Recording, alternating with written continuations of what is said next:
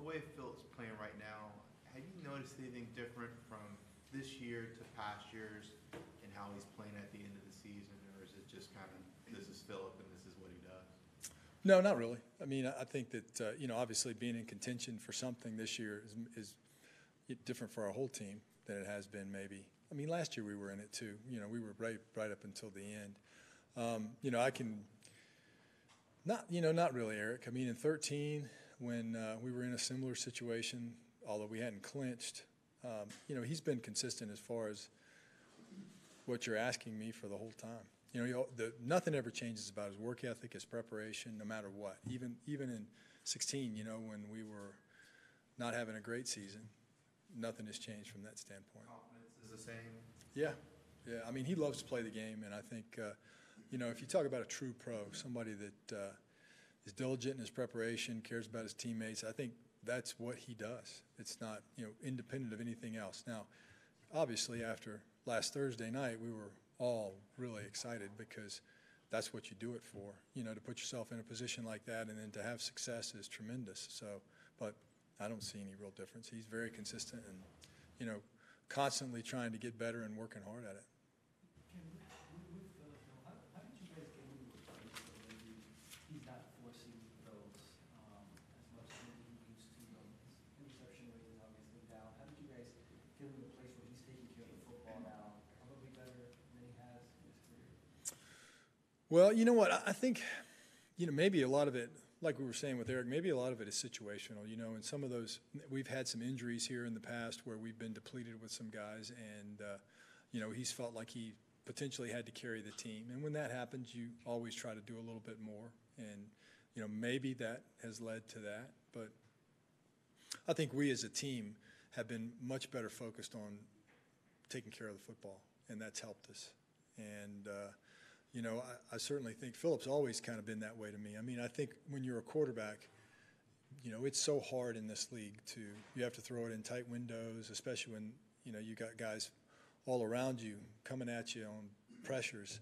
There's sometimes you have to try to fit it into certain places. But, I couldn't say there's anything different. I can just say, he's had a tremendous year, and it's been a lot really fun to watch. Outside of that right tackle spot, your line has the same guys that play almost every snap, every game. How does that continuity sort of evolve over a season? How important does it become this time of year? I think we had this talk back in the start of training camp and about how important the chemistry is with that group. I think Russell missed a game in there at one point, didn't he? But other than that, those guys have been together, and I think. A lot of times we've played in some pretty tough environments in some big games in Kansas City, certainly in Pittsburgh. And when you get into those type of things, the communication between those guys is so important. Not maybe so much the verbal communication as it is the nonverbal communication, understanding where that guy's going to be, how you can work together on stunts, how you can work your techniques.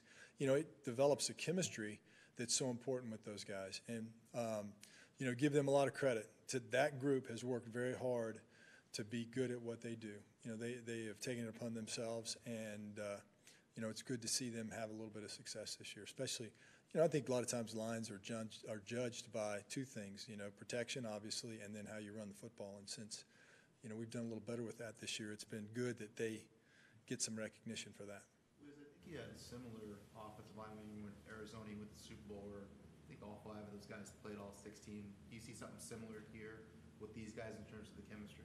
I do, and I think when you start getting into the situation that we're in, where you're playing in big games, and you've got a group that's been together, especially guys that are veterans, certainly like Pouncey and Russell, it really helps you going forward because it's not too big for them, and I think that's kind of filtered in through the whole group, and it's a good room, that group of guys, and they've worked hard. I mean, let me tell you something. It's funny because we go over to Jack Hammett Sports Complex where we had training camp, and it's kind of like deja vu because, it was, almost 4 months ago that we were over there practicing, and you think about where we are now and where we were then and how much has happened in between there and how those guys have been consistent since it started there to where they are now, where we are now, about how they work, how they prepare, and just, their attitude. It's been really a big part of the reason I think why offensively we've done some decent things this year. How excited were you to see 7 players named to the Pro Bowl yesterday? I'm excited for them. That's awesome for those guys. You know, this recognition for all the hard work that they've done. I think it speaks volumes to the way those guys have worked, and you couldn't be happier for them. Yeah, how important is it to jump out to the lead against the Ravens, who kind of are built to secure leads with a good defense and a good rushing attack?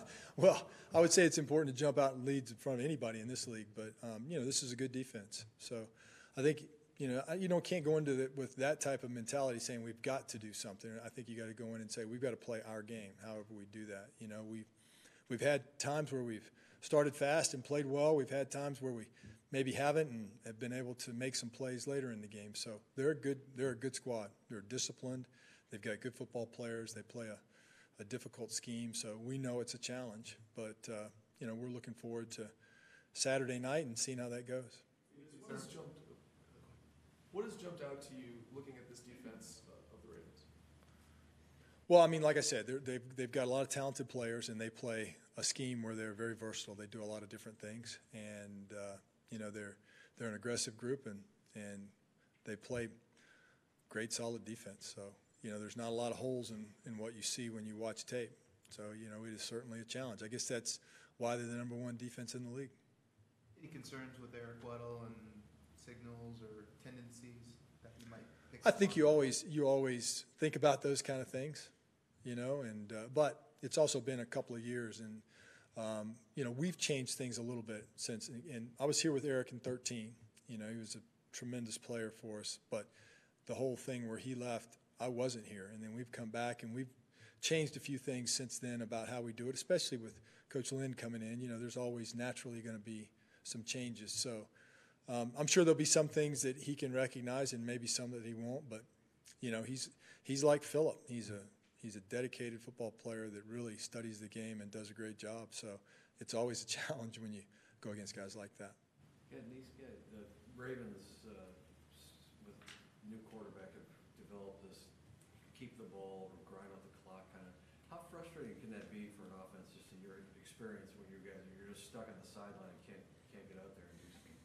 Well, I mean, that's part of it. You know, it's we've had games this year where we've been out there for a long time, and you know, it certainly is fun when you do that. But they've done a good job with that. You know, that would probably be better questions for me. For us, we just can control what we can control. So when we get our opportunity to get on the field, we take it. We hopefully can take advantage of that.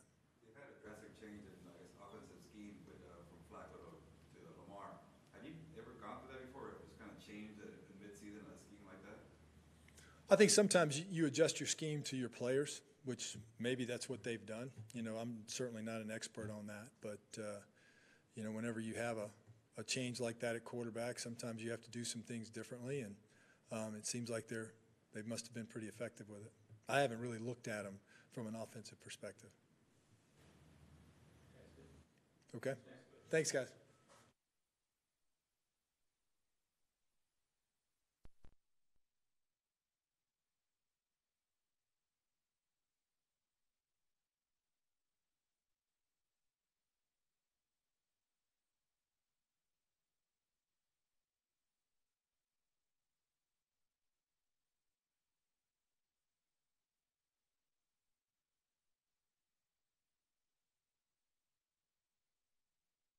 Challenging offense, do some very good things scheme-wise, utilizing their personnel. Obviously, they're committed to the run game, but their passing game is effective as well. So they're playing at a high level right now. Guys, with Melvin Ingram and making the Pro Bowl, obviously, for a second straight year, the sack numbers aren't where they normally are for him, but he's been on the field a lot for you. What's your assessment of how he's played? I think he's played very well. I know as a coaching staff, we've asked our players to do some different things, you know, different techniques maybe than they have in the in the past. And I mean, he's bought into it and done it, and so I mean, he's invaluable for us. You know, all the things that we've asked him to do. He's flipped sides in our defense, especially with the injury to Joey. You know, so. An ultimate team player, and then played at a high level. I know, like you said, his sack numbers aren't there, but as a coaching staff, what he's done for us to allow us to play like we have, it's been good. You mentioned Joey being out for the first 9 games. What did Melvin do in terms of being able to impact the game with Joey not being there? Well, he gave us some flexibility, as far as moving him around, especially when Joey was out. We kind of schemed it where we wanted him, how we wanted him to be, and what we asked of him. At times he played like a defensive tackle, or a big end in some of our defenses. So that's not ideal for him. You might scratch your head looking at some of the positions he played, but it was something that we had to do, especially early in the season. So, and then, once we got him on the edge, Joey's back, and, you saw his pressures last week. What sort of look have you gotten from the Lamar Jackson imitators this week? It's hard because, the things that he does. We have Geno and Cardell. I mean, they do a good job, but the speed of the game, you'd like to have it so fast during practice that it appears to slow down on game day. But I don't know if we can get that done. I think we'll have to adjust as the game goes on. Did the team consider at all using a smaller wide receiver, someone faster at another skill position like other teams have? We looked at that. We talked about it as a defensive staff, but Geno's fast, and he's given us a good look, with him. So, the thing about their offense is, I mean, it is the dive or the inside zone. They're running backs, and I think you can get all caught up in the quarterback and what he can do, and he can make some big plays. But if you don't stop the dive first, you're in trouble. It's kind of like facing Navy. You better stop the dive first and then go on from there. But as far as a comparison, I just think their offenses, I mean, they give you so many different looks, so many different ways how they attack defenses and, through formation and motions and scheme. And, it's very challenging. Yes, you just mentioned Navy. I don't think a lot of NFL coaches reference Navy. How different is this? You have a quarterback who essentially they'll run plays for you just Right. Well, and I say that at times, there's three options for him. I mean, he can give it, he can keep it. There's times where he's pitched it on the perimeter. So, I mean, it forces you to be very assignment sound. And then the ability to bring pressures and how that dictates it and, to give him some different looks. So, I think that's the part that's challenging. And then he can just drop back and their boot game and roll passes and things like that they do. So it's like I said, as far as the whole package, it appears to us very complicated, very challenging. Gus, is there some similarities to when the Niners first put Colin in there in terms of the different things they could do with him? Right. I think there is some similarities, but the NFL has evolved. Now, back then there wasn't as many jet motions, and things like that. Now you're seeing these run plays incorporated with jet motion. So, I think they've taken it to another level. I'm sure it's an honor for any guy to make the Pro Bowl any year, but was there anything special you guys did today to recognize Adrian Phillips? His story is unbelievable. We always talk in terms of when you give, the basic premise you receive twofold. And, that's what he did. When Derwin James came in, AP was one of those guys that went into a film room and met with them and spent hours with them going through some things. And here's a guy that at times they were playing the same position. So for AP to give that much time to help a younger player, his first year in the league, and then to see this happen, I mean, what a great story for us to say, see, that's how it works. When you give, with no intent to receive, it comes back twofold. And that's why I think this story is so cool for AP. He's an unbelievable teammate, unbelievable as far as a guy that you'd love to coach, and he's been very effective and a very good player for us. How about for Desmond King? A lot of Chargers fans on social media were kind of upset about him not making the Pro Bowl. Do you think maybe a slot corner should be positioned for the Pro Bowl? He is unique because that's what he plays for us, the nickel. I know the big thing for Des is that he is a great member of our unit, and people appreciate him within our building. I think that's the big thing. Sure, the outside, I'm sure he would appreciate that part, but I think for in-house, we know how valuable he is to us.